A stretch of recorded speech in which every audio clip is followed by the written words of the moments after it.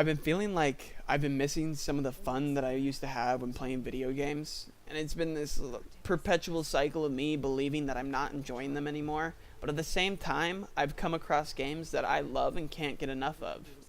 Horizon Zero Dawn is a perfect example of that. One of the most brilliant games I have ever played, full of beautiful sceneries, original characters, fresh, new game concept, and most of all, an adjustable gameplay that tailors to really any gamer. So, I've been thinking, why do these video games not seem fun anymore? Well, I decided to take a look at some of the most popular games today and peel back the layers to expose their contents and scale up the structure and break them into categories. As of right now, it's safe to say the most popular genre is Battle Royale, the one man or team versus all. I'm not going to say I don't have fun playing these, because most of the time I do. Especially when I bring friends into the chaos trying to stay alive and come out on top. These games are like crack. You load up, drop in, and maybe get a win. But you don't get that fix unless you get that chicken dinner or victory royale or whatever crafty euphemism the game developers have come up with. So what do? You load back up and play again. This is what drives these games to success. It isn't the diversity in gameplay, it isn't the depth of the story, because there isn't one. I believe Fortnite did this so well because they released the game for free, allowing anyone to get the taste of a close win. That taste that drives its player to drop out of the bus over and over and over again.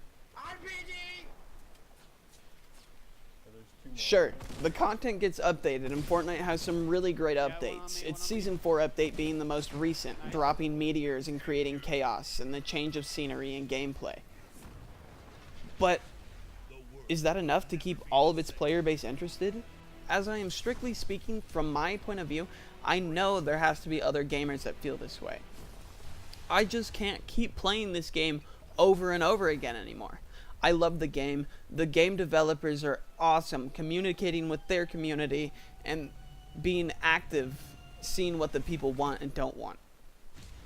Epic Games is extremely dedicated to pleasing their player base, as with PlayerUnknown Battlegrounds, who recently added new maps and a big update to the game. Both games have a huge audience. Nowadays, everyone knows who Ninja Hyper is. He basically owns the Fortnite community, having broken stream records and streaming with people like Travis Scott and Drake. Ninja is ranked #1 in Twitch followers, and that is mostly due to a combination of his pro-level gameplay and exuberant personality. But even holding that #1 spot, he's still growing. Right now, it's the 5th of May. Ninja has already gained nearly 20,000 subscribers on Twitch, which all these subscribers are passively profitable. But this video isn't an analysis of Ninja's notoriety. This is just proof that the Battle Royale game type is extremely popular and most game developers love profitability. SuperData had an article explaining that in February, Fortnite passed PUBG in total revenue on PC and console. It was somewhere around 126 million versus 103 million. Now, you may think Fortnite's better than PUBG, or that PUBG is better than Fortnite, but both games are part of a newer and obviously popular subgenre of games called Battle Royale. And in the gaming world, AAA developers and some new game developers love trends just as much as they love money. There's been a jump in Battle Royale game types coming out, most of them having unique twists, like the Darwin's Project. A fantastically fun Battle Royale with small lobbies and extremely fun and engaging gameplay, adding an actual player as the moderator to every battle that gives buffs to the contestants and changes the gameplay throughout the match. I had a blast in this community. But there's also games like H1Z1, a zombie survival Battle Royale. Or, if you would really want to throw yourself through a loop, you could ride a BMX bike or jump on trampolines and kill your enemies with guns you buy from vending machines in this exciting yet a little buggy 80s game show, Radical Heights. The bugs come with the early version of the game, but once those are smoothed out, I'm sure this game could be extremely popular, as I do have a ton of fun playing it when it works. But even though a ton of fresh, new ideas come out, there's always going to be a few huge companies that act like dogs in heat, scuttling their assholes across the carpet, leaving shit stains all over something that wasn't theirs in the first place. There is one game that I am kind of excited for a Battle Royale for, and that would be Red Dead Redemption 2. As there was a leak of Battle Royale coming out, and that could be awesome. It could also be a money grab, but personally, I think Rockstar Games is smarter than that. I believe they noticed the trend, and they're using this as a tactic to get more people interested in the game and to see what it has to offer. Because the first game was so great, had a truly amazing story and gameplay that really gave you freedom to do whatever the hell you wanted. I've always trusted Rockstar Games when they announce releases, as everyone should. There's not another game as popular as Grand Theft Auto, which still breaks records left and right. The game was released in 2013. 5 years later, it's still being sold for full price and generating a ton of sales. They hit 90 million copies sold in February, and that is earth-shattering.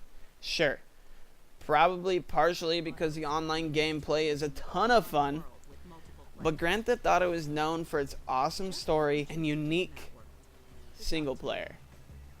Being one of the only games today that still has cheat codes is just nostalgic and an instant classic. But with these numbers, let's check back to an article that quotes EA shutting down Visceral Game Studios, calling it an economic decision. Because people don't like linear games like they used to.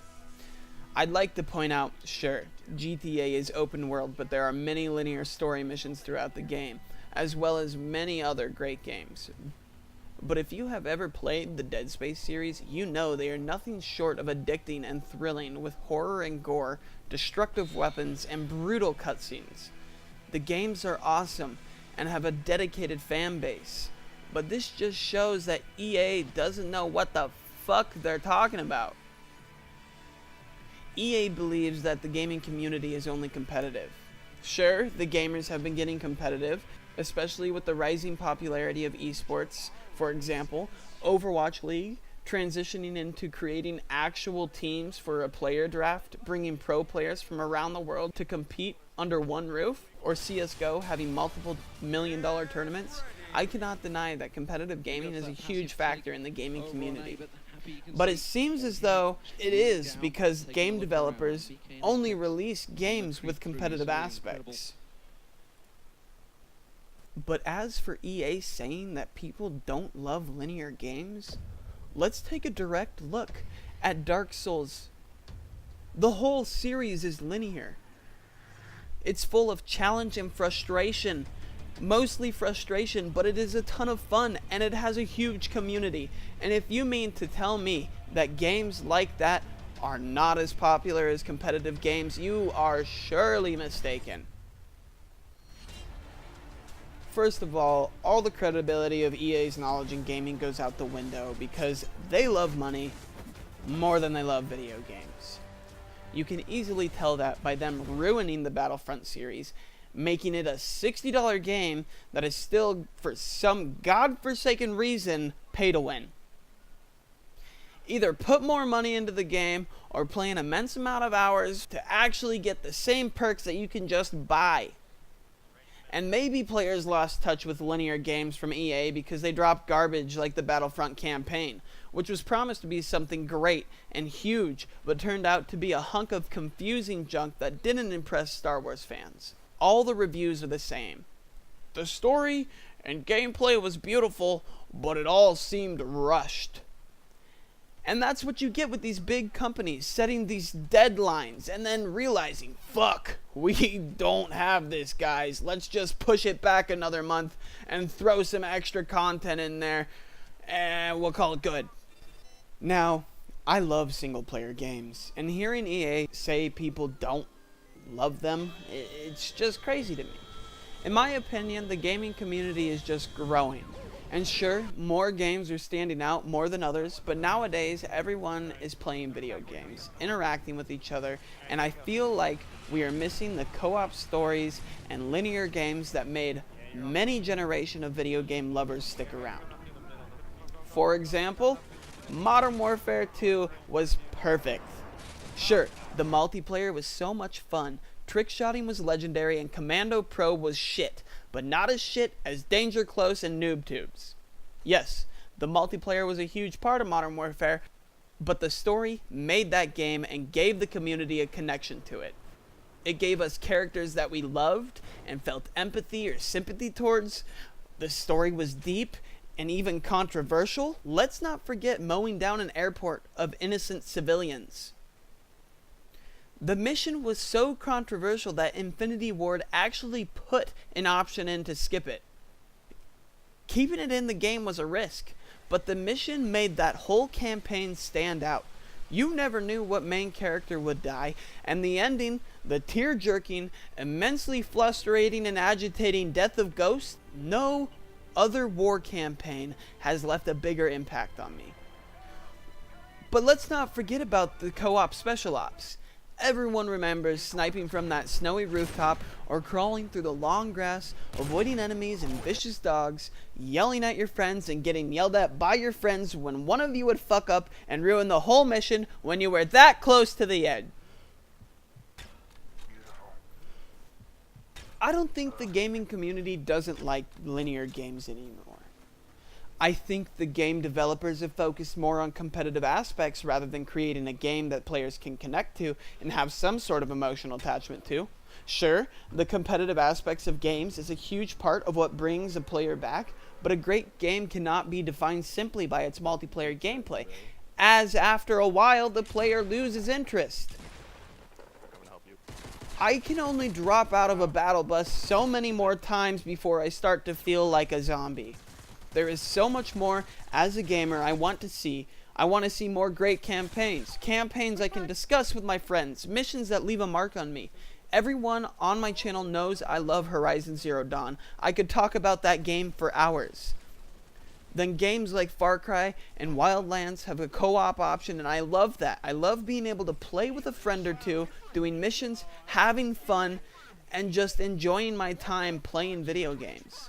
Sure, now with today's technology, we can compete in the things we have loved to do since we were little kids.